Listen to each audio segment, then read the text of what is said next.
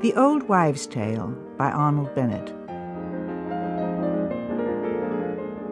Those two girls, Constance and Sophia Baines, lived in the town of Bursley in the county of Staffordshire. Constance and Sophia, busy with the intense preoccupations of youth, recked not of such geographical matters. They were surrounded by the county. On every side the fields and moors of Staffordshire, intersected by roads and lanes, railways, watercourses and telegraph lines, patterned by hedges, ornamented and made respectable by halls and genteel parks, enlivened by villages at the intersections and warmly surveyed by the sun, spread out, undulating. In short, the usual daily life of the county was proceeding with all its immense variety and importance, but though Constance and Sophia were in it, they were not of it. The fact is that while in the county, they were also in the district, and no person who lives in the district, even if he should be old and have nothing to do but reflect upon things in general, ever thinks about the county. The district comprised the 5 towns, Bursley being one, and Hambridge, Knype, Longshaw, and Little Turnhill the others. The 5 towns are unique and indispensable. From the north of the county right down to the south, they alone stand for civilization, applied science, organized manufacture, and the century, until you come to Wolverhampton.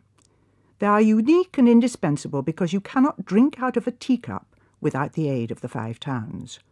All the everyday crockery used in the kingdom is made in the 5 towns. All, and much besides. Bursley has the honours of antiquity in the 5 towns, and pride of place in Bursley is the square. There you have it.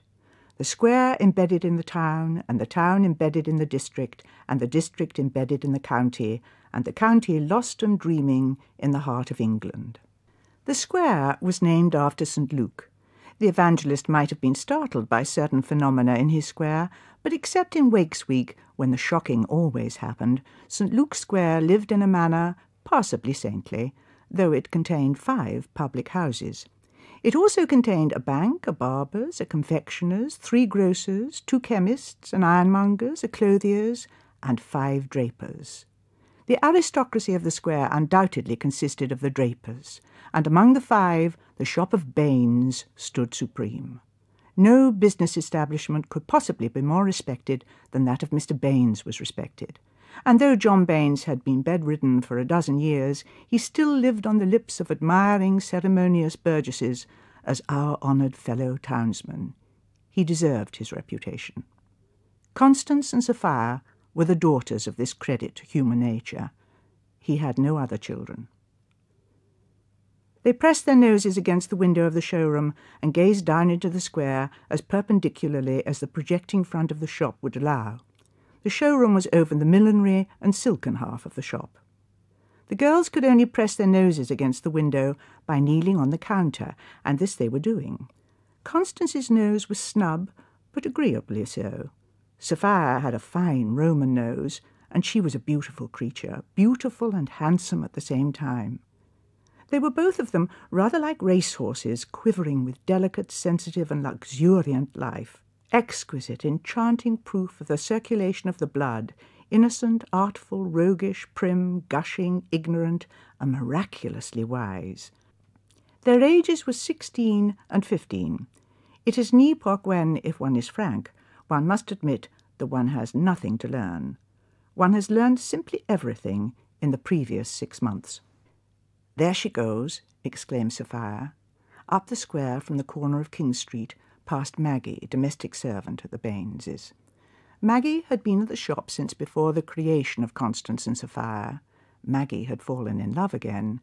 In 17 years she had been engaged 11 times. There were, as usual, several loafers at the top of the square, in the corner between the bank and the Marquis of Granby.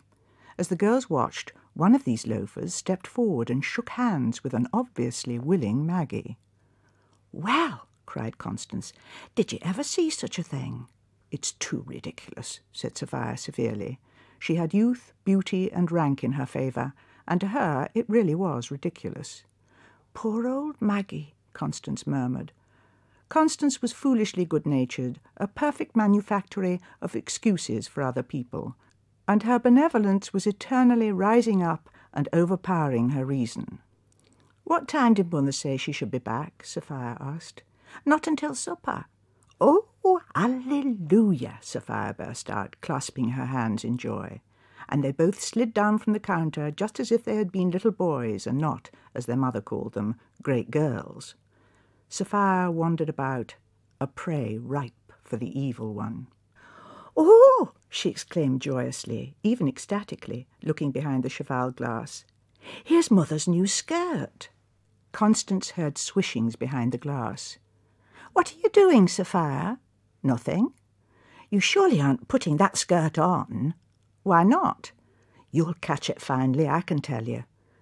Without further defence, Sophia sprang out from behind the immense glass. Her mother's tremendous new gown ballooned about her in all its fantastic richness and expensiveness.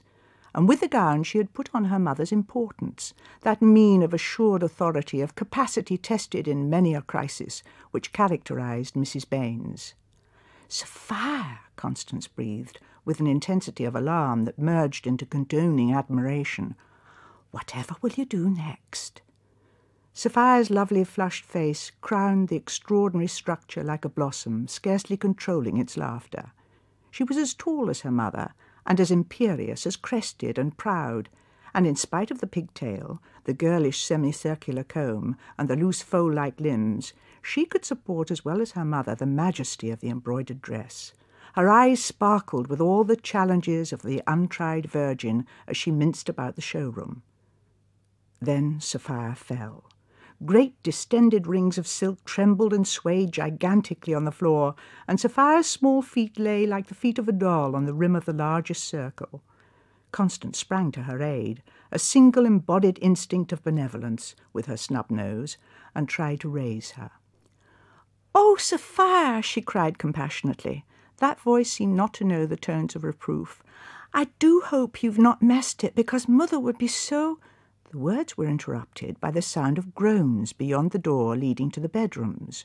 The groans, indicating direct physical torment, grew louder. The two girls stared, wonder-struck and afraid, at the door, Sophia with her dark head raised, and Constance with her arms round Sophia's waist.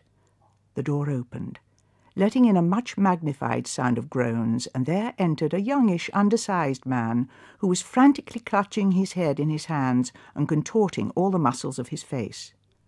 On perceiving the sculptural group of two prone, interlocked girls enveloped in a crinoline, he jumped back, ceased groaning, arranged his face, and seriously tried to pretend that it was not he who had been vocal in anguish, that indeed he was just passing as a casual, ordinary wayfarer through the showroom to the shop below.